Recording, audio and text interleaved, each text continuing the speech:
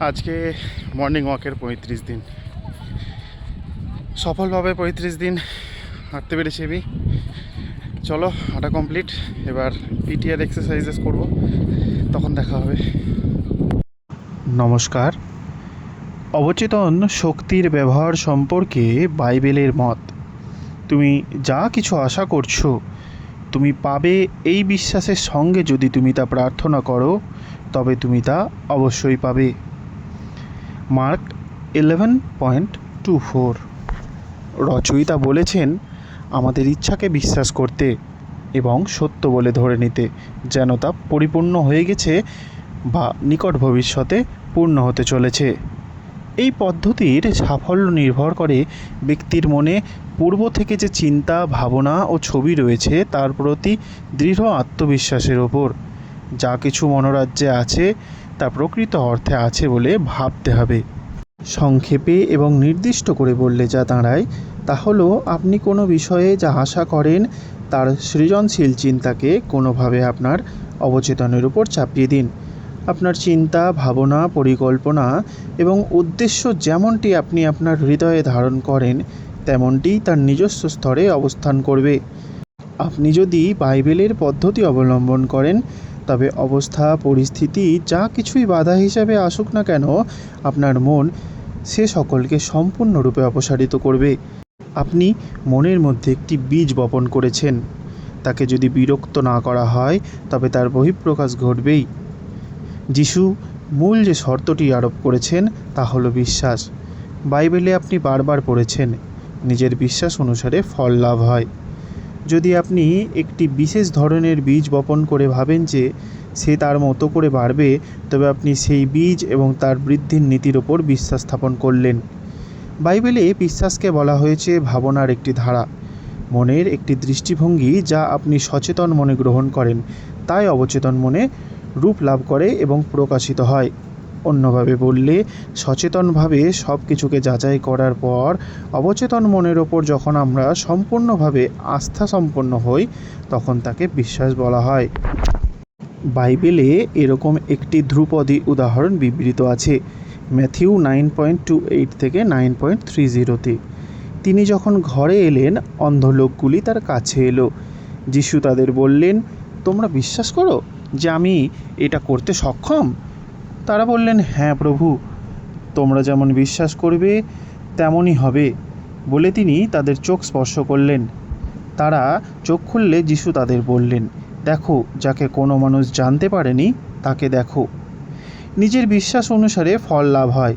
এই শব্দগুলি থেকে আপনি নিশ্চয়ই বুঝতে পারছেন যে যিশু ওই অন্ধ মানুষগুলির অবচেতন মনের সহযোগিতা চাইছেন। তাদের বিশাল প্রত্যাশা ছিল, আবেগ ছিল, দৃঢ় বিশ্বাস যে তাদের সঙ্গে ভালো কিছু ঘটবেই। তাদের প্রার্থনা ভগবান শুনবেন এবং শুনেছেনও। আরোগ্যদানের এই পদ্ধতি সর্বস্থানে, সর্বকালে এবং সব ধর্মাবলম্বী মানুষের কাছে প্রামাণ্য পদ্ধতি হিসাবে গৃহীত হয়। যাকে কোনো মানুষ জানতে পারেননি তাকে দেখো।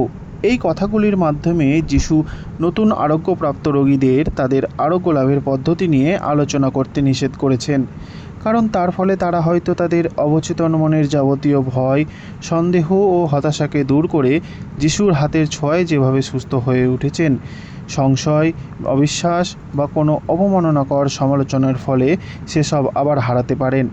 কর্তৃত্ব ও ক্ষমতা বলে খারাপ আত্মাকে যেমন আদেশ দেওয়া হয়, ঠিক তেমনই বেরিয়ে আসে। যখন অসুস্থ লোক আরোগ্য লাভের জন্য যিশুর কাছে আসতেন তখন তারা বিশ্বাস এবং অবচেতন মনের আরোগ্য ক্ষমতার উপর বিশ্বাসের বলে সুস্থ হয়ে উঠতেন। তিনি যা বলতেন তারা ভেতর থেকে তা সত্য বলে মনে করতেন। তিনি এবং তার কাছে যারা আসতেন সকলেই বিশ্বজনীন মনের অংশ, তাই তারা মনে মনে যা বিশ্বাস করতেন, বিশ্বাসের প্রাবল্য বেশি থাকায় তা অবচেতন মনের সমস্ত দুর্বলতাকে পরাজিত করে তাদের সুস্থ করে তুলত। এই নিরাময় ছিল অন্তর্মনের পরিবর্তনের স্বতঃ প্রতিক্রিয়া। তার নির্দেশ আসলে রোগীর অবচেতন মনের কাছে আবেদন, যেন সে তার অবচেতন মনের শক্তির উপর প্রকৃত বিশ্বাসী হয়। আজকের পাঠে আমরা দেখলাম বাইবেল এবং অন্যান্য ধর্মগ্রন্থগুলিতে কিভাবে বিশ্বাসকে জোর দেওয়া হয়েছে। বিশ্বাসের দ্বারা অবচেতন মনের শক্তি জাগ্রত করে কিভাবে মানুষ সুস্থ এবং সবল হয়ে ওঠে, কিভাবে মানুষের জীবন সরল হয়ে ওঠে। আরও দেখলাম কিভাবে মানুষের বিশ্বাসকে কাজে লাগিয়ে যীশুখ্রিস্ট তাদের সুস্থ করে তুলেছেন।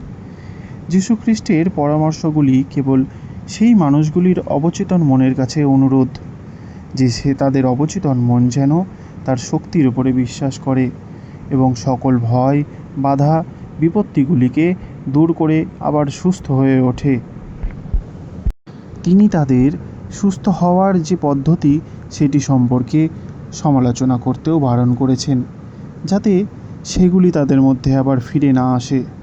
আরোগ্য লাভের এই পদ্ধতি সকল ধর্মাবলম্বী মানুষের কাছে প্রামাণ্য এবং স্বীকৃত। তাই আমাদের উচিত আমাদের অবচেতন মনকে বিশ্বাস করা, আমাদের অবচেতন মনকে সঠিক পরামর্শ দেওয়া এবং জীবনের সব বাধা বিপত্তি থেকে বেরিয়ে আসা।